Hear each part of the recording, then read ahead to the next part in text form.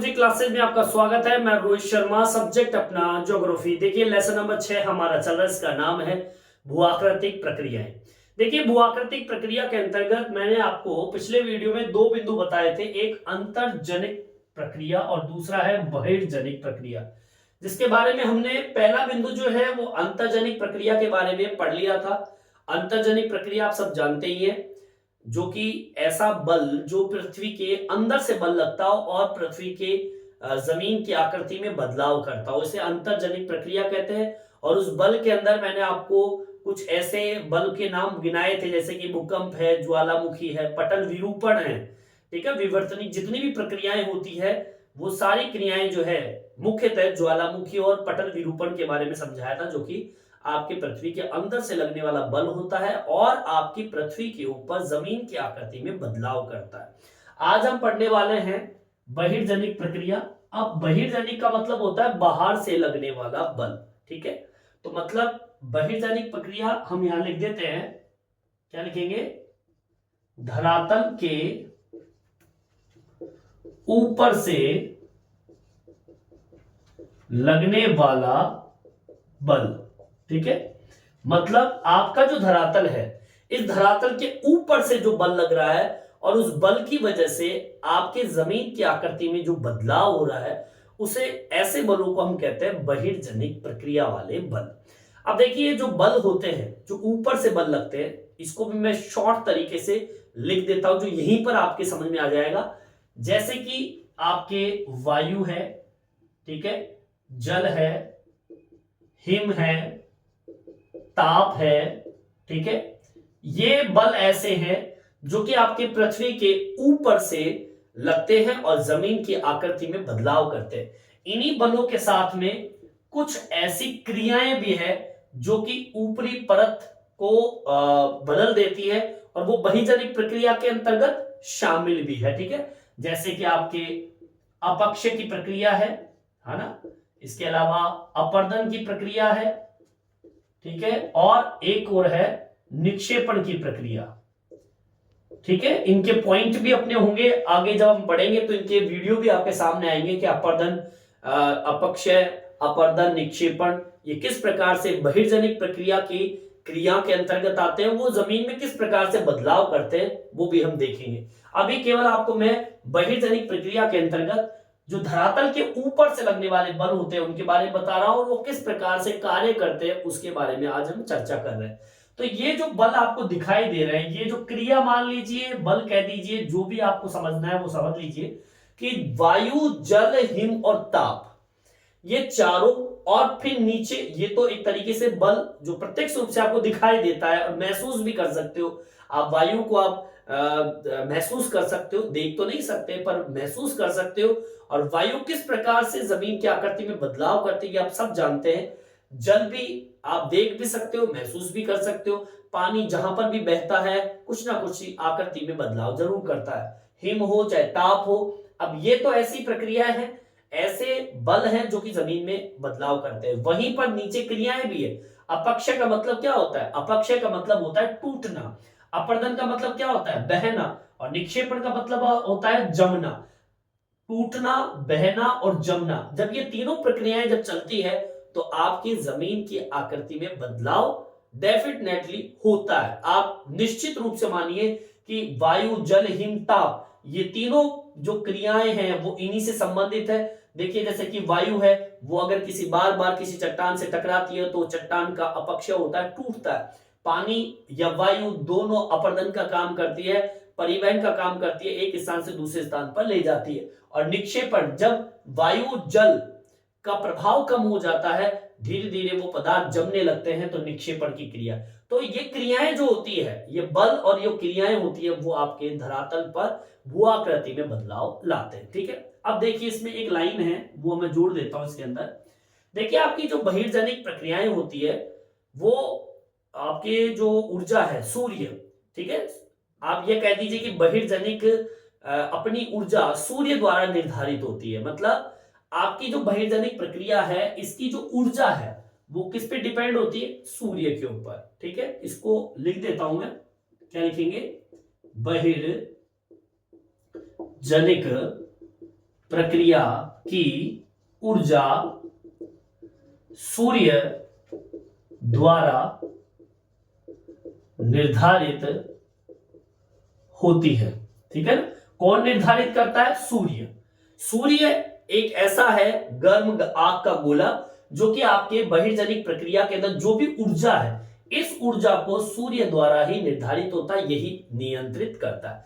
अब कुल मिला के बात ये हो गई कि ऊर्जा, अब ऊर्जा चाहे वायु, जल, हिम, ताप, इनमें भी तो ऊर्जा ही है, और इसी ऊर्जा से आपकी जमीन की आकृति में बदलाव करते हैं, यही वो ऊर्जाएं होती है। अब ऊर्जा तो कई तरह की हो सकती है। ऊर्जाएं जैसे कि आप देख लीजिए वायुमंडलीय ऊर्जा, अब वायुमंडल में ही उपस्थित होती है सारी चीजें, वायुमंडलीय ऊर्जा।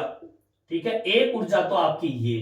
ठीक है, अब वायुमंडलीय ऊर्जा में कौन कौन सी चीजें आती है वो भी मैंने बताया आपको। वायुमंडल में आती है जैसे कि खुद वायु, जल, हिम और ताप। अब ये वायुमंडलीय ऊर्जा आपके जमीन की आकृति में बदलाव करता है। इसके अलावा एक और बिंदु इसी के साथ में जोड़ता हूं, एक अंतर्जनिक जो बल होते हैं, अंतर्जनित बल। ठीक है, अब ये अंतर्जनिक बल कौन से होते हैं? जो नीचे से लगते हैं। ठीक है, बल से नियंत्रित विवर्तनिकी। अब विवर्तनिकी मैंने आपको पिछले वीडियो में बताया था, विवर्तनिक का मतलब होता है जमीन का हिलना। ठीक है, तो ये विवर्तनिक कारक जो है, कारक आपके बहिर्जनित शक्तियों को भी उत्पन्न करता है। मतलब ये कि अंतर्जनिक बल से नियंत्रित विवर्तनिक कारक आपके जमीन का हिलना। अब विवर्तनिक कारक मैं बताऊंगा कौन से, विवर्तनिक कारक द्वारा बहिर्जनिक बल क्या होते हैं, कंट्रोल में आता है। ये कहे कि बल शक्तियों को, या कहे बहिर्जनित बल शक्तियों को उत्पन्न करते हैं। ठीक है ना, अब यहां पर जो विवर्तनिक जो कारक है, ठीक है ना, जैसे आपके वायुमंडलीय ऊर्जा है वैसे ही आपके विवर्तनिक कारक या कहे अंतर्जनिक बल कौन से हैं? जैसे कि आपका भूकंप है, जैसे कि ज्वालामुखी है, जैसे कि पटल विरूपण है। अब ये ऐसे बल हैं, ऐसी प्रक्रिया है जो कि आपके बहिर्जनित बल को भी उत्पन्न करने का काम करते हैं। मतलब ये कि ये दो ऐसी ऊर्जा आपके इस बहिर्जनिक प्रक्रिया को पैदा करने का कार्य करता है, इनको इंक्रीज करती है। इंक्रीज का मतलब उसको बढ़ाने में सहयोग करती है। जैसे कि आपको मैंने बताया वायुमंडलीय ऊर्जा, पहला तो बिंदु ये हो गया। अब आपके वायुमंडलीय ऊर्जा में वायु, जल, हिम, ताप आता है, ये आपके जमीन के अंदर बदलाव करते हैं। और यहां पर अंतर्जनिक बल से नियंत्रित विवर्तनिक कारक, अब विवर्तनिक कारक जमीन का हिलना, ये विवर्तनिक कारक द्वारा बहिर्जनित बल शक्तियों को उत्पन्न करते हैं। मतलब आपके जो ये विवर्तनिक कारक है, ये विवर्तनिक कारक कौन से हैं? चाहे वो भूकंप हो, चाहे ज्वालामुखी हो, चाहे वो पटल विरूपण हो, इन तीनों के द्वारा भी आपके बहिर्जनित जो बल की जो शक्तियां हैं वो भी उत्पन्न होती है। समझ में आई बात? मतलब ये कहना चाहता हूं, एक तो वायुमंडलीय ऊर्जा बहिर्जनित प्रक्रिया को आगे की ओर बढ़ाती है, उसको प्रेरित करती है, उन शक्तियों को, उन ऊर्जाओं को। ठीक है, वायुमंडलीय ऊर्जा। अब ये वायुमंडलीय ऊर्जा ये है, और साथ के साथ जितनी भी अंतर्जनिक शक्तियां होती है जो आपके जमीन को हिलाती है, और जमीन को हिलाने का काम कौन करता है? भूकंप, ज्वालामुखी, पटल विरूपण। ये तीनों शक्तियां भी आपके बहिर्जनित बल को भी इंक्रीज करती है, उसको भी बढ़ाती है। ठीक है, अब आपको मैंने ये बता दिया, मैंने पता है क्या बताया आपको? मैंने आपको ये बताया है कि बहिर्जनित प्रक्रिया किन कारणों से उत्पन्न होती है, और वो कारण मैंने आपको दो बिंदु बता दिए। ये दो ऐसे बिंदु है, वायु, जल, हिम, ताप, भूकंप, ज्वालामुखी, पटल विरूपण, ये सारे मिलकर जमीन के ऊपर बदलाव करते हैं। सही में यही बात? और ये सारे मिलकर जो ऊर्जा पैदा कर रहे हैं, जो बल पैदा कर रहे हैं, उन्हें ही हम कहते हैं बहिर्जनित प्रक्रिया वाले बल। और यही बल आपके जमीन के अंदर आकृति में बदलाव करते हैं। ठीक है, यहां तक आपके समझ में आ गया होगा। अब ये तो मैंने आपको बहिर्जनिक प्रक्रिया के बारे में बताया कि भाई बहिर्जनिक बल होता क्या है, और वो बल कौन से होते हैं। ये बल ये होते हैं और ये जमीन को बदल देते हैं। अब मैं थोड़ा बारीकी से आगे की ओर बढ़ते हैं, मैं बहिर्जनिक प्रक्रिया में जो बल है उसकी थोड़ी थोड़ी विशेषताएं हर क्षेत्र के अंदर बताऊंगा। चलिए यहां तक आपके समझ आ गया होगा, यहां तक आप उतार लीजिए। चलिए आगे की ओर बढ़ते हैं, टॉपिक को थोड़ा आगे की ओर बढ़ाते हैं। देखिए अभी मैंने आपको ये बता दिया कि वायु, जल, हिम, ताप ये सभी बहिर्जनिक प्रक्रिया वाले बल होते हैं, ठीक है। ये धरातल के ऊपर से लगते हैं, बल ऊपर से लगाता है ये, और जमीन की आकृति में बदलाव करते हैं, उस आकृति को निर्माण में सहायक करते हैं, ठीक है। चलिए अब आगे की ओर बढ़ते हैं, यहां तक तो आपके समझ में आ गया। अब आगे की ओर बढ़ते हैं तो देखिए बहिर्जनिक प्रक्रिया जो है उसमें गुरुत्वाकर्षण बल भी मुख्य माना जाता है। गुरुत्वाकर्षण बल आप सब जानते ही हैं, कोई भी चीज, कोई भी वस्तु जब हम ऊपर की ओर फेंकते हैं तो वो नीचे जरूर आता है, और वो जो बल, जो खिंचाव है, वही गुरुत्वाकर्षण बल। तो देखिए बहिर्जनिक प्रक्रिया में गुरुत्वाकर्षण बल मुख्य माना जाता है, जो कि भूआकृति में बदलाव करता है। लेकिन यह बल भी कहां पर काम करता है? ढलान पर, ठीक है। ढलान होगी तो ही गुरुत्वाकर्षण बल कार्य करेगा, ठीक है। अब देखिए इसमें कैसे करेगा, आप सुनो। अब गुरुत्व बल है, ढाल की दिशा में ही पदार्थ क्या करता है? संचलित करता है, मतलब बढ़ता है। अब सोचिए आपकी ये एक तो ये ढाल है और आपकी एक ये ढाल है, ठीक है। अब यहां पर कोई भी पदार्थ है, अब ये पदार्थ जो है वो शीघ्रता से नीचे की ओर आते हैं। क्यों? मैंने बताया अभी आपको कि बहिर्जनिक बल में एक बल और आता है, गुरुत्व बल कार्य करते हैं। मतलब यहां पर जो गुरुत्व बल है, गुरुत्वाकर्षण वाला बल जो होता है, यह भी कहीं ना कहीं धरातल के अंदर आकृति में बदलाव लाते हैं। लेकिन शर्त यह होनी चाहिए कि ढाल कैसा हो? तीव्र हो। अगर ढाल तीव्र है तो गुरुत्वाकर्षण बल काम करता है, ठीक है, और शीघ्रता से पदार्थ को एक स्थान से दूसरे स्थान पर ले जाता है। हमेशा ध्यान रखना, मैं ये कहूंगा कि गुरुत्व बल ढाल की दिशा में काम करता है।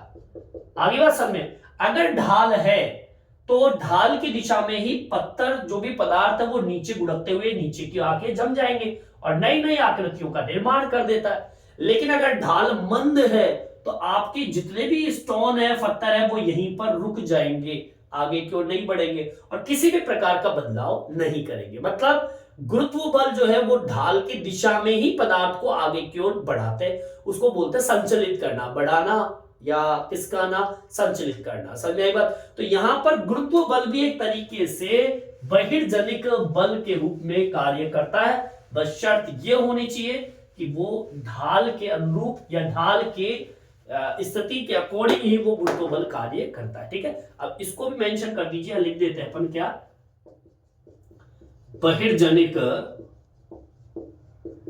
प्रक्रिया में गुरुत्व बल प्रमुख है, ठीक है। गुरुत्व बल भी क्या है? प्रमुख माना जाता है और भू आकृति में क्या करता है? बदलाव करता है। जो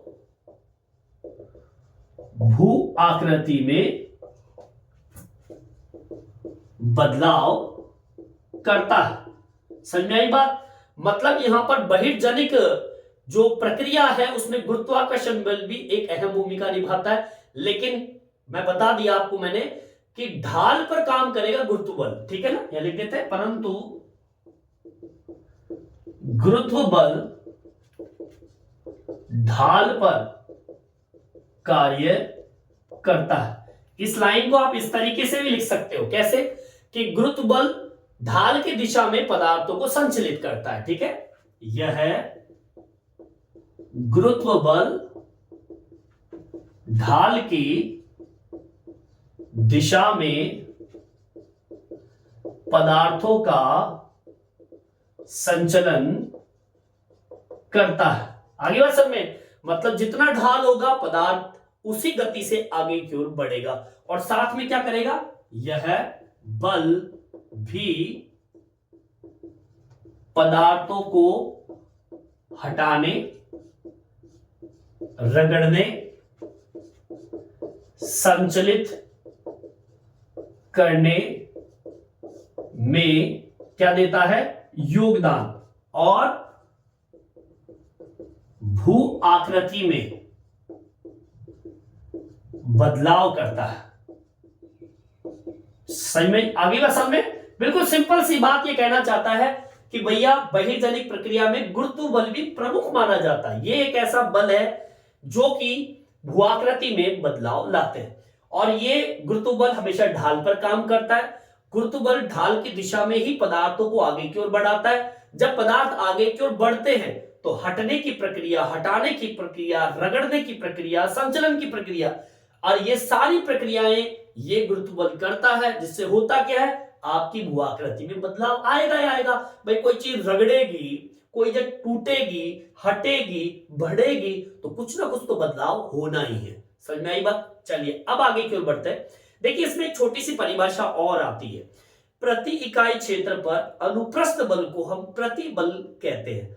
ये एक परिभाषा भी है, और इस परिभाषा को आप ऐसे समझ सकते हैं कि ठोस पदार्थ में प्रतिबल जो होता है वो धक्का या खिंचाव से उत्पन्न होता है। अब यहाँ पे जो भी धक्का लग रहा है, हटना, रगड़ना, संचलन, ऐसी जो प्रक्रियाएं होती है, भाई प्रतिबल होता क्या है? सबसे पहली बात तो ये है, प्रतिबल होता क्या है? मतलब प्रति इकाई क्षेत्र पर जो भी बल लगता है उसे हम बोलते हैं प्रतिबल। प्रतिबल का मतलब हो गया प्रति इकाई पर, एक छोटी सी प्रति इकाई का मतलब छोटे छोटे एरिया के ऊपर जो भी बल लग रहा है, उस बल के ऊपर आप ऐसे कह दीजिए प्रति वर्ग किलोमीटर पर, प्रति इंच पर जो भी बल लग रहा है उसे क्या बोल रहे हैं? प्रतिबल। ठीक है, इसको मेंशन कर देंगे, और यहां पर अपन मोस्ट का टॉपिक डाल देते हैं। ठीक है, ये बहिर्जनिक प्रक्रिया के अंतर्गत ही आता है। ठीक है, इसमें लिखेंगे प्रति इकाई। ठीक है, प्रति एक भी क्षेत्र नहीं छूट रहा है, छोटे छोटे क्षेत्रों की बात चल रही है। प्रति इकाई क्षेत्र पर लगने वाला बल क्या कहलाता है? प्रतिबल कहलाता है। अब आपसे कोई क्वेश्चन पूछ लेना कि प्रतिबल किसे कहते हैं, तो प्रति का मतलब होता है एक के बाद एक, एक के बाद एक। मतलब आपका ये स्थान है, अब मान लीजिए 1 किलोमीटर है, फिर 2 किलोमीटर है, फिर 3 किलोमीटर है, तो प्रति किलोमीटर हो गया, या प्रति इकाई क्षेत्र हो गया कि यहां पर लगने वाला बल, यहां पर लगने वाला बल, यहां पर लगने वाला बल। तो एक के बाद जो बल लग रहा है उसे हम बोलते हैं प्रतिबल। कोई भी क्षेत्र नहीं छूट रहा है, हर क्षेत्र की गणना ये करके बता रहा है कि प्रति इकाई क्षेत्र पर जो भी बल लग रहा है उसे हम बोलते हैं प्रतिबल। ठीक है, अब इसको कैसे समझे ये भी देख लीजिए। मैंने अभी बताया आपको कि जितने भी ठोस पदार्थ होते हैं, ठीक है, जो मजबूत पदार्थ कहते हैं, उस पदार्थों पर प्रतिबल धक्का हो सकता है और खिंचाव से उत्पन्न हो सकता है। इसे चट्टानों के अंदर क्या आ जाती है? विकृति आ जाती है और टूट जाती है, ये होता है प्रतिबल। ठीक है, अब भाई किसी चट्टान के ऊपर जब बल लगेगा तो धक्का भी लगेगा। बल लगने का मतलब यही होता है भाई, ठोस पदार्थ है, उस ठोस पदार्थ में जब क्या लगेगा? प्रतिबल। ठीक है, और मैंने प्रतिबल बता दिया कि प्रति इकाई क्षेत्र पर लगने वाला बल प्रतिबल कहलाता है। तो यहां लिख रहा हूं कि ठोस पदार्थों में जो प्रतिबल लगा है, अब प्रतिबल क्या? चाहे वो धक्का हो सकता है, आगे बात समझ में, चाहे वो खिंचाव हो सकता है। ठीक है, धक्का हो सकता है, खिंचाव हो सकता है, उस खिंचाव से उत्पन्न, अब क्या उत्पन्न? इस खिंचाव से, उस धक्के से उत्पन्न आपकी चट्टानों में विकृति, या फिर कहें कि टूटनापन। ठीक है, उत्पन्न होने से चट्टानों में विकृति आती है, व टूटना जैसी स्थिति पैदा होती है। अब भाई चट्टान विकृत हो गई, टूट गई, तो बताइए जमीन की आकृति में बदलाव हुआ कि नहीं हुआ? हुआ ना। तो मतलब ये कहना चाहता हूं कि भैया प्रति इकाई, अब यहां पे गुरुत्व बल की जैसे बात की अपन ने, देखो ये यहां पर अपन ने बात की गुरुत्व बल की। अब यहां पर बहिर्जनिक बल के अंदर गुरुत्व बल भी आ गया। समझ में आई बात? अभी मैंने आपको क्या बताया था कि भैया वायुमंडलीय ऊर्जा है, उसमें वायु, जल, हिम और ताप ऊपर से बल लगाकर जमीन को बदल देते हैं। एक चीज तो मैंने ये बताई। फिर दूसरी चीज मैंने क्या बताई कि जो भी आपके विवर्तनिक कारक होते हैं, अविवर्तनिक कारक कौन से? चाहे भूकंप हो, ज्वालामुखी हो, चाहे पटल विरूपण हो, ये भी कहीं ना कहीं ऊपर वाली सतह के ऊपर जमीन में बदलाव करते हैं। तीसरी चीज मैंने बताई गुरुत्व बल। यहां पे गुरुत्व बल जो है वो हमेशा ढाल पर काम करता है। जैसे ही ढाल मिलती है गुरुत्वाकर्षण बल को, तो पदार्थ को ऊपर से नीचे की ओर खींच के लाता है, जिससे आपके चट्टानों में बदलाव होता है। ठीक है, होगी बात। अब चौथी चीज क्या आई, प्रतिबल इकाई क्षेत्रफल, मतलब आपके प्रति इकाई क्षेत्र पर लगने वाला जो बल होता है उसे प्रतिबल कहते हैं। और इस बल की वजह से, इस प्रतिबल की वजह से आपके ठोस पदार्थों के अंदर धक्का लग सकता है, खिंचाव हो सकता है, उससे उत्पन्न आपकी जो चट्टान है उन चट्टानों में विकृति पैदा होगी, वो टूटेगी, इस प्रतिबल की वजह से टूटेगी। सीधी सीधी बात है, जब चट्टान टूट जाएगी तो जमीन की आकृति में बदलाव हो जाएगा। बोलिए आगे बात समझ में। चलिए अब इसी के अंदर एक लाइन और जोड़ देते हैं, सुनिए। देखिए धरातल के जो पदार्थ होते हैं उस पदार्थ के सहारे सक्रिय बल एक होता है अपरूपण प्रतिबल। ये बल जो होता है वो सेल एवं धरातल के पदार्थों को क्या कर देता है, तोड़ देता है। और इस बल से विस्थापन हुआ, फिसलन हुआ, विसर्पण हुआ, ऐसी कंडीशन पैदा होती है। विस्थापन का मतलब क्या होता है, पदार्थ को एक स्थान से दूसरे स्थान पे ले जाना। फिसलन क्या होता है, फिसलन का मतलब होता है उसको रगड़ के नीचे क्यों ले जाना। विसर्पण एक घुमावदार ऐसी स्थिति पैदा कर देता है, ये अपरूपण प्रतिबल। और हमेशा ध्यान रखना, यहां पे प्रतिबल केवल दबाव है जिससे चट्टानें टूट गई। अपरूपण बल के अंदर जमीन के पदार्थ जो होते हैं वो एक स्थान से दूसरे स्थान पे जाते हैं। ये बल सक्रिय होता है, पदार्थ को एक स्थान से दूसरे स्थान पर ले जाता है और उसे फसल कर ले जाए, उसको कैसे भी ले जाए, पर वो एक स्थान से दूसरे स्थान पे जाते हैं। और वो पदार्थ एक तरीके से किसी के सहारे सहारे रगड़ते हुए आगे क्यों जाता है, जिससे कि सेल और पदार्थ क्या हो जाते हैं, धरातल के पदार्थ टूट जाते हैं। इसे बोलते हैं अपरूपण बल। समझ में आई बात। लिख देंगे इसको, क्या लिखेंगे, देखिए धरातल के पदार्थों के सहारे, लिखेंगे धरातल के पदार्थों के सहारे। ठीक है, आपका धरातल है, उस धरातल के जो पदार्थ है उसके सहारे एक बल पैदा होता है, उसे कहते हैं सक्रिय बल। और वो सक्रिय बल क्या है, सक्रिय बल है अपरूपण बल। एक बल आ गया आपका अपरूपण बल, या फिर हम कहें अपरूपण प्रतिबल, ऐसे भी कह सकते हो आप, अपरूपण प्रतिबल। अभी अपरूपण प्रतिबल क्या होता है, यह बल क्या काम करता है, सेल और धरातल के पदार्थों को तोड़ता है। ध्यान रखना इस चीज को, लिख देंगे, यह बल सेल व धरातल के पदार्थों को तोड़ता है। और क्या काम करता है, अब देखो ये काम क्या कर रहा है, ये काम करता है विस्थापन का। ठीक है, इस बल से एक काम होता है विस्थापन। विस्थापन में एक पदार्थ एक स्थान से दूसरे स्थान पे जाता है। एक काम करता है फिसलन का। ठीक है, फिसलन आप सब समझते ही हो। एक होता है विसर्पण। ये तीन काम ये करता है आपका अपरूपण प्रतिबल। और इससे होता यही है कि आपके सेल और धरातल जो है, भाई कोई चीज विस्थापित होगी, कोई फिसलन होगी, कोई विसर्पण होगा, ऐसी जब प्रक्रियाएं होगी तो आपका धरातल पर जो भी पदार्थ होते हैं, सेल होती है, वो टूट जाती है। ठीक है, आगे बात समझ में। तो देखिए प्रतिबल भी आपके पदार्थों पर दबाव डालकर धक्का खिंचाव उत्पन्न कर रहा है और सेल को तोड़ रहा है, विकृत कर रहा है। यहां पे अपरूपण प्रतिबल भी यही काम कर रहा है। तो कुल मिला के बात ये होगी कि प्रतिबल और अपरूपण प्रतिबल, ये बल भी आपके धरातल को तोड़ता है। और ये सब के सब कहां लगते हैं, धरातल के ऊपर से लगने वाला बल है। समझ में आई बात। चलिए यहां तक आपके समझ आ गया होगा। अभी और भी है, थोड़ा सा और गहराई से आपको मैं बताऊंगा, यहां तक आप उतार लीजिए।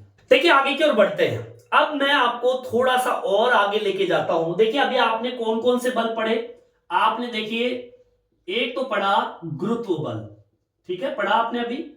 इसके बाद में पढ़ा प्रतिबल, इसके बाद में पढ़ा अपरूपण बल, ठीक है। इसके अलावा इससे पहले भी आपने पढ़ा किसके बारे में, वायुमंडलीय ऊर्जा के बारे में, जिसके अंदर आपके सूर्य का ताप है, हवा है, जल है, हिम है, सब आए।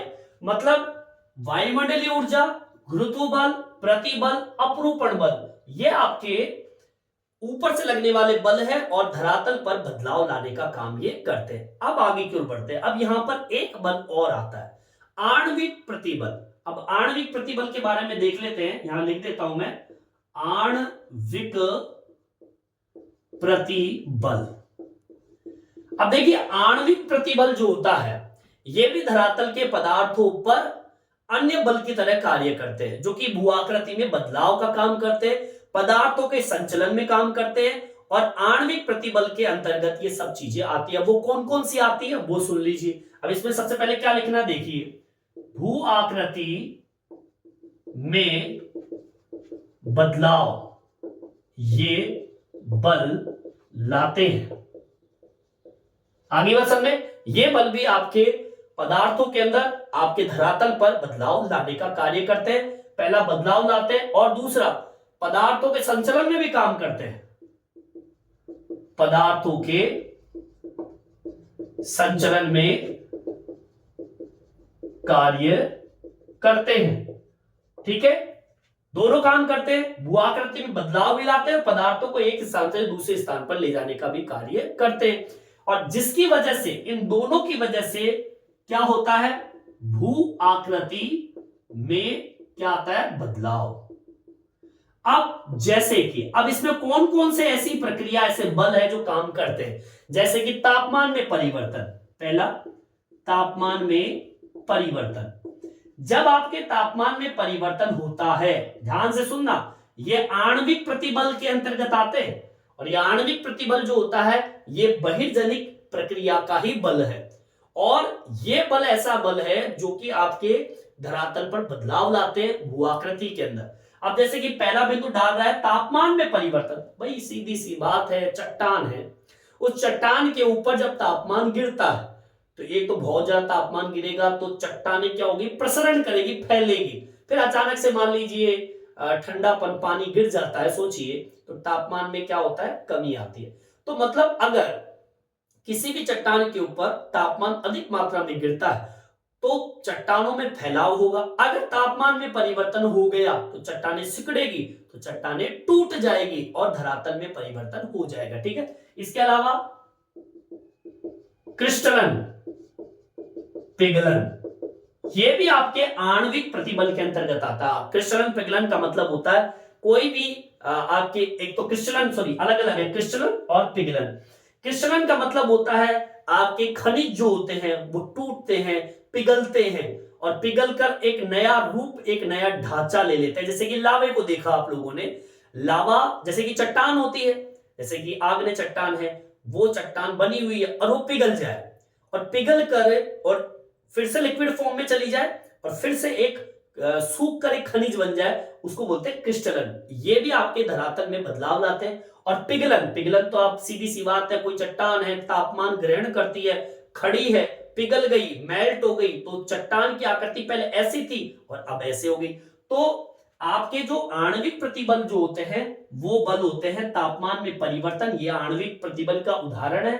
क्रिस्टलन और पिघलन, ये तीनों बिंदु जो है आणविक प्रतिबल के उदाहरण, जो कि धरातल के ऊपर से लगता है और चट्टान की आकृति में बदलाव करता है। बोलिए आगे बात समझ में आ गया होगा।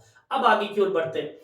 इसके बाद में आणविक हो गया, देखो वायुमंडलीय ऊर्जा बहिर्जनिक प्रक्रिया के अंतर्गत आते हैं, बदलाव करते हैं। गुरुत्व बल भी परिवर्तन ला रहे हैं, प्रतिबल भी परिवर्तन ला रहे हैं, अपरूपण बल भी परिवर्तन ला रहे हैं, आणविक प्रतिबल भी परिवर्तन ला रहे हैं। ठीक है, अब एक आती है रासायनिक प्रक्रिया। ठीक है, चलिए, रासायनिक प्रक्रियाएं। अब देखिए रासायनिक प्रक्रियाएं जो होती है, जो कि कणों के बीच में बंधन को क्या कर देती है, ढीला कर देती है, विलय कर देती है, और फिर पदार्थों को घुला देती है।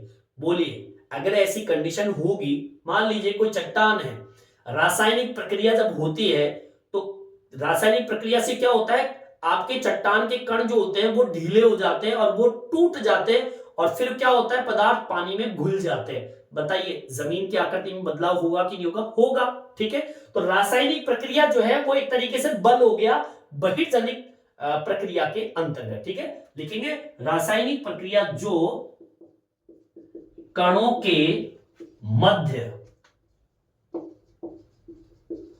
बंधन को ढीला करती है ठीक है, पदार्थों को घुलाकर, ध्यान रखना, घुलाकर बदलाव करती है। आगे बात समझ में? तो मतलब यहां पे रासायनिक जो प्रक्रिया है वो भी एक ऐसा बल है जो कि ऊपर से लगता है, और ये भी बहिर्जनिक प्रक्रिया के अंतर्गत आता है। ये इतना सा काम करता है कि जो भी कण होते हैं, पदार्थों के कण, इन कणों के मध्य जो भी बंधन होता है उसको ढीला कर देता है। जैसे ही बंधन ढीला होता है, चट्टानें बिखर जाती है, घुल जाती है, और आपके परिवर्तन कर देती है भू आकृतियों के अंदर। ठीक है, अब आगे सुनिए। अब यहां पर एक लाइन और जोड़ता हूं मैं। क्या, अभी थोड़ी देर पहले मैंने बताया था शुरुआत के अंदर कि कुछ बल ऐसे भी होते हैं, जो भी मैंने बताया था। देखिए, अपक्षय है, अपर्दन है। देखिए, अपक्षय का मतलब होता है टूटना, अपर्दन का मतलब होता है बहना। ठीक है, निक्षेपण का मतलब होता है जमाना। ठीक है, इसके अलावा और कौन सी प्रक्रिया? संचलन। ठीक है, संचलन का मतलब होता है एक स्थान से दूसरे स्थान पे चलना। ठीक है, इसके अलावा वहज क्षरण, टूटना, वृहत बड़े स्तर पर क्षरण होना। ठीक है, बड़ा विघटन। ये बल भी ऐसे बल हैं, अपक्षय, टूटना, अपर्दन, बहना, निक्षेपण, जमा होना, संचलन, चलना, वृहत क्षरण मतलब बड़ा विघटन। ये सारे के सारे ऐसे बल हैं जो कि मूल चट्टानों में बदलाव करते हैं। सीधी सी बात है, कोई चट्टान खड़ी है और उसका अपक्षय हो जाए, टूट जाए, चाहे वो पानी से टूटे, चाहे वो हवा से टूटे, तापमान से हो, कुछ भी हो, टूट गई, फिर वो बह गई। अब पहले तो खड़ी थी, फिर वो बहकर चली गई और कहीं पे जमा हो गई, तो बताइए बदलाव हुआ कि नहीं हुआ? पहले तो इस तरीके से पहाड़ खड़ा है और वो टूट गया, ऐसा हो गया, और बहकर चला गया आगे जाके और नई आकृति का निर्माण कर दिया, तो बताइए जमीन की आकृति में बदलाव होता कि नहीं होता? तो मतलब अपक्षय, अपर्दन, निक्षेपण, संचलन, वृहत संचलन, ठीक है ना, ये बल चट्टानों में बदलाव या कह दीजिए निर्माण का कार्य करते हैं। ठीक है, चलिए यहां तक समझ में आ गया होगा। अभी और भी है, और समझाएंगे आपको, यहां तक आप उतार लीजिए। देखिए, आगे की ओर बढ़ते हैं। अब मैं बात करता हूं धरातल पर बहिर्जनित भू आकृति की जो प्रक्रिया होती है वो हर क्षेत्र में भिन्न भिन्न होती है। एक प्रदेश से दूसरे प्रदेश की अगर हम बात करें तो ये जो बहिर्जनित जो प्रक्रियाएं होती है, बल होती है, वो एक स्थान पर ज्यादा होती है तो कहीं पर कम होती है। वो डिपेंड करता है जलवायु के ऊपर। अब जलवायु किस पे डिपेंड करती है? तापमान और वर्षण के ऊपर। ध्यान रखना इस चीज में। अब यहाँ पे तापमान और वर्षण दो शब्द आ गए। ठीक है, चलिए अगला पॉइंट आ गया अपना, तापमान व वर्षण। अब ये भी एक तरीके से जमीन की आकृति में बदलाव करते हैं, लेकिन ये जुड़ा हुआ है जलवायु पर। देखिए, आपका तापमान और वर्षण ही पैदा करता है जलवायु को। ठीक है, और यहां पर जो बहिर्जनिक प्रक्रिया है, बहिर्जनिक प्रक्रिया धरातल पर भिन्न भिन्न अवस्था में होता है और जलवायु इसे भिन्न भिन्न स्थिति में पैदा करता है, और यह जलवायु तापमान व वर्षण से क्या होती है? निर्धारित होती है।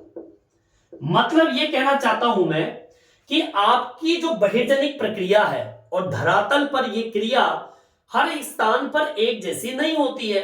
अब जैसे कि उदाहरण के तौर पर मैं अगर राजस्थान डेजर्ट की बात करूं तो वहां पर तो बिल्कुल सूखा है, मतलब वहां पर तापमान की अधिकता बहुत ज्यादा है, तो वहां पर तो स्थिति पहले से ही ऐसी है कि रेत ही रेत है, और वहां पर तो केवल डोम्स बन सकते हैं, टीले बन सकते हैं, वहां पे छतक जैसी आकृति बन सकती है, वहां तो रेत ही रेत भागती है और रगड़क देती है, एक टीले को दूसरे टीले को एक स्थान से दूसरे स्थान पर ले जाती है। तो तापमान वहां पर जलवायु एक तरीके से तापमान जो है वो जलवायु को बदल रही है, और यही जलवायु उस क्षेत्र पर आपके बहिर्जनिक भूआकृति वाले बल को भी बदल देती है। अब बात करें वर्षण की। अब यहाँ पे वर्षण जो है वो वर्षा और बर्फ, ठीक है, इस बर्फ पर आधारित है। वर्षण शब्द ही ऐसा है जिसमें बर्फ और पानी की बूंदें दोनों मिलकर आती है।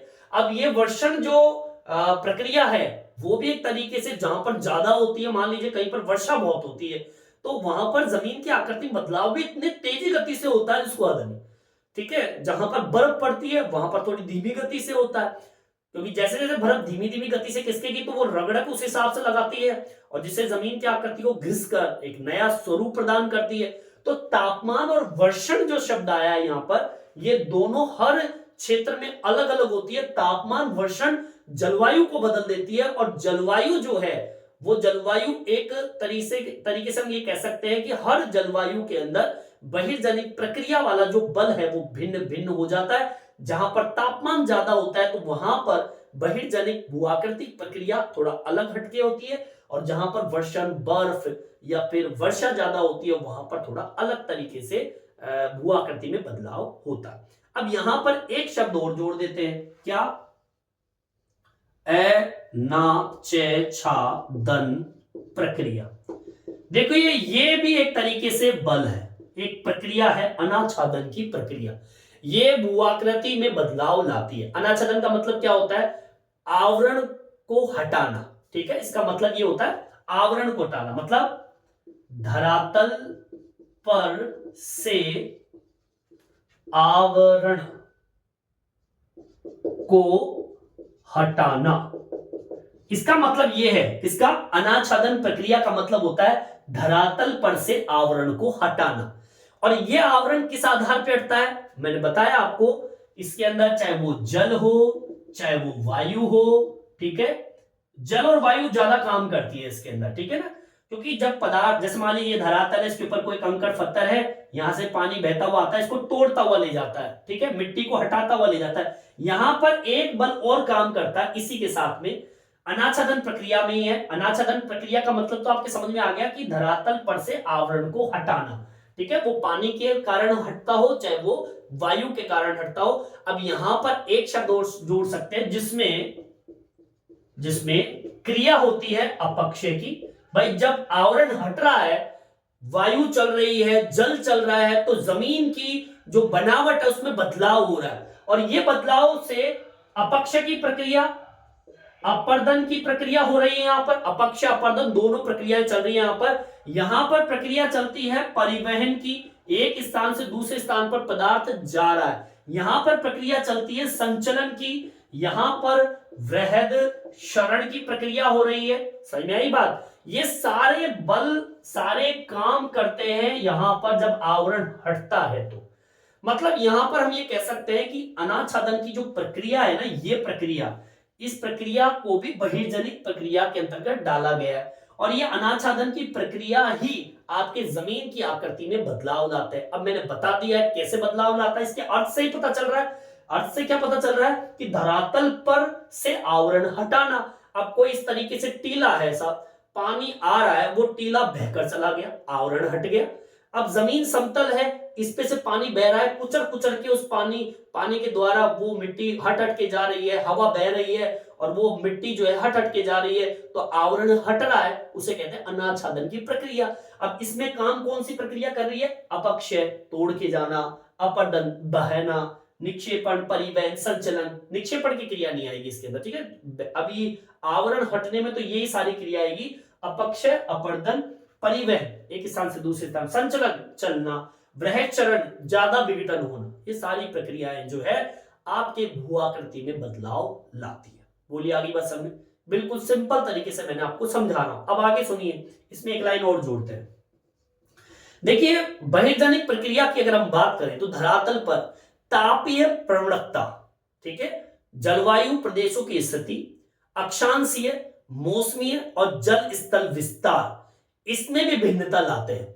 वनस्पति का घनत्व हो, प्रसार हो, वर्षा का तापमान हो, ये सारी की सारी चीजें जो है आपके धरातल पर बदलाव लाते हैं। इसको भी जोड़ दीजिए, ठीक है।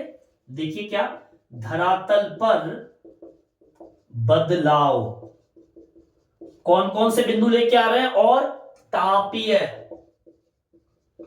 प्रवणता, पहला तापमान का प्रभाव जिसे हम कहते हैं। इसके अलावा जलवायु प्रदेश, जलवायु प्रदेश में तापमान वर्षण काम करता है, जो जलवायु प्रदेश भी एक तरीके से बदलाव की स्थिति को पैदा करता है। इसके अलावा आप अक्षांश की स्थिति को भी आप जोड़ सकते हैं, क्योंकि हर अक्षांश के ऊपर तापमान भिन्न भिन्न होता है। इसके अलावा मौसमी स्थिति कैसी है वहां पर, यह भी बदलाव का विशेष काम करती है। आपके स्थल और जल की स्थिति भी डिपेंड करती है आपके धरातल में बदलाव लाने में। इसके अलावा अगर आपके पास में वनस्पति का घनत्व, ये भी डिपेंड करता है भाई, जितनी ज्यादा वनस्पति होती है वहां पर अपक्षय का काम उतना ही कम होता है। लेकिन अगर वनस्पति बहुत ही कम है, मान लीजिए वनस्पति है बहुत ज्यादा, पेड़ पौधे ने जमीन को कस के पकड़ रहा है, तो वहां पर थोड़ा बदलाव थोड़ा कम होता है, धीमा होता है, होता तो है पर धीमा होता है। लेकिन अगर वनस्पति बहुत कम है तो भैया वहां पर तो बदलाव 100% होगा। इसके साथ में वर्षा भी जोड़ दीजिए, तापमान भी जोड़ दीजिए, ठीक है। अब ये सारी प्रक्रियाएं जो है वो अनाच्छादन प्रक्रिया को एक बल देने का काम करता है, और इस अनाच्छादन प्रक्रिया से आपके धरातल के अंदर बदलाव होता है। समझ में आई बात? चलिए यहां तक आपके समझ में आ गया होगा। अभी और भी है, थोड़ा सा बिंदु और बच रहा है और इसमें कंप्लीट हो जाएगा बहिर्जनित प्रक्रियाएं। देखिए आगे की ओर बढ़ते हैं। और भी कई कारण होते हैं जो धरातल पर बदलाव लाते हैं और बहिर्जनित बल में काम करते हैं। देखिए आगे, देखिए अगर मैं बात करूं एक तरीके से जलवायु प्रदेशों की, तो वहां पर जलवायु तत्व मौजूद होते हैं, जैसे कि ऊंचाई है, ढाल है, सूर्य का ताप है, ये प्रभावशाली होते हैं। तो एक तरीके से ये भी आपके धरातल में बदलाव लाने का कार्य करते हैं। देखिए लिख देंगे इसके अंदर, इस बल में जो भू आकृति में बदलाव लाते हैं वे हैं ढाल। ढाल इंपॉर्टेंट है, क्योंकि संचलन कब होगा, जब ढाल तीव्र होगी, ऊंचाई और एक तापमान।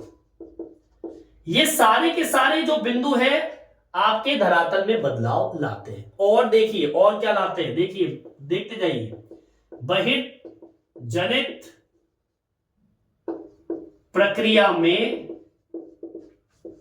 अब देखिए आपके वायु का वेग, वायु का वेग कितना तेज है यह आपके धरातल में बदलाव लाता है, ठीक है। इसके अलावा वायु की दिशा, किस दिशा की ओर है, यह भी एक तरीके से मुख्य बिंदु हो गया। इसके अलावा वर्षण की मात्रा, कहीं पर ज्यादा होती है कहीं पर कम होता है। वर्षण समझते हो, बर्फ या पानी की बूंदें हो सकती है, ठीक है। इसके अलावा वर्षण की मात्रा हो सकती है, उसकी गहनता हो सकती है, किस स्तर पर पानी गिर रहा है। इसके अलावा वाष्पीकरण, यह भी आपके धरातल में बदलाव लाता है, ठीक है। तापमान तो है ही, ये भी बदलाव लाते हैं धरातल के ऊपर। हिमकरण, ये भी आपके धरातल पर बदलाव लाने का कार्य करते हैं। इसके अलावा हिम का पिघलन, तुषार, बर्फ की छोटी छोटी रवें जो होती है उसे हम बोलते हैं तुषार। ये सब के सब बिंदु जो है, ये सब के सब पॉइंट जो है, ये भी धरातल में बदलाव लाते हैं। आगे बात समझ में, ये सब बदलाव लाने का काम करते हैं। सही में आई बात? अब आगे सुनते हैं, अब आगे और चलिए। देखिए बदलाव का काम सेल, चट्टान जो होती है, सेल के प्रकार कैसे कैसे हैं, चट्टानें किस किस प्रकार की है, प्रकार उसकी संरचना पर भी डिपेंड करता है आपका भू की आकृति में बदलाव। संरचना में वलन, संरचना में भ्रंश मतलब दरारें, ये भी तो डिपेंड करती है आपके जमीन के अंदर बदलाव का। धरातल के अंदर जो झुकाव है, ये झुकाव कभी भी ज्यादा झुकाव में जा सकता है, ठीक है, जुड़ाव हो सकता है, ठीक है, ये सारी चीजें आपके धरातल में बदलाव करता है। इसके अलावा और सुनिए, खनिज की कोमलता, कठोरता, बताइए, अगर कोमलता है तो शीघ्रता से बदलाव हो जाएगा, कठोरता है तो आपके थोड़ा धीमी गति से बदलाव होगा। ठीक है, इसके अलावा कोई सी भी रासायनिक स्थिति हो सकती है, ये भी आपके धरातल में बदलाव लाने का कार्य करता है। मतलब ये सारे के सारे बिंदु जो है ये भी आपके धरातल के अंदर बदलाव लाने का कार्य करता है। बोलिए आगे बात समझ में। तो कुल मिला के बात ये हो गई कि चाहे वो ऊंचाई हो, ढाल हो, तापमान हो, चाहे वायु का वेग हो, दिशा हो, वर्षण की मात्रा हो, गहनता हो, वाष्पीकरण हो, तापमान हो, हिमकरण हो, पिघलन हो, चाहे तुषार हो, ठीक है, चाहे वो शैल का प्रकार हो सकता है, वो शैल की संरचना हो सकती है, वलन हो सकता है, भ्रंश दरार हो सकती है, झुकाव हो सकता है, जुड़ाव हो सकता है, खनिज की कोमलता हो सकती है, कठोरता हो सकती है, रासायनिक स्थिति हो सकती है, ये सब के सब बहिर्जनिक भूआकृतिक प्रक्रिया के अंतर्गत आता है। और ये जो प्रक्रिया होती है थोड़ी मंद गति से होती है। मैं बता दूं, ये सारी जो प्रक्रिया हो रही है वो थोड़ा मंद स्थिति के अंदर होता है, दिखाई नहीं देता है आपको दिखाई नहीं देगा, ये धीमी गति से ये प्रक्रिया चलती है। बोलिए आगे बस सर में, बिल्कुल सिंपल तरीके से मैंने आज आपको ये बहिर्जनिक प्रक्रिया के बारे में बताया था। अब इन प्रक्रियाओं के अंदर जो विशेष मुख्य जो बल काम करते हैं वो 3 बल काम करते हैं, अपक्षय, अपर्दन और निक्षेपण। ये 3 वो बल है जो कि चट्टानों को तोड़ती है, चट्टानों को एक स्थान से दूसरे स्थान पर ले जाती है और फिर उसको जमा कर देती है और एक नई भूआकृति का निर्माण करती है। वहां पे तोड़ के जब आई तो जमीन क्या करती, बदलाव कर दिया। अपर्दन करके जब घिस घिस के जा रही है तो भी जमीन क्या करती, बदलाव कर दिया। और फिर जहां पर जमेगी तो वहां पर भी एक नई आकृति का निर्माण कर दी। कुल मिला के बात ये होगी कि बहिर्जनिक प्रक्रिया के अंदर 3 बिंदु विशेष है, अपक्षय, अपर्दन, निक्षेपण। इन पॉइंटों के आगे वीडियो हम बनाएंगे, उन पे हम चर्चा करेंगे। इस वीडियो में इतना ही। ये वीडियो आपको कैसा लगा कमेंट्स करके जरूर बताएं और मेरे चैनल को सब्सक्राइब जरूर से जरूर करें जिससे नए नए वीडियो आप तक पहुंचा सकूं। धन्यवाद।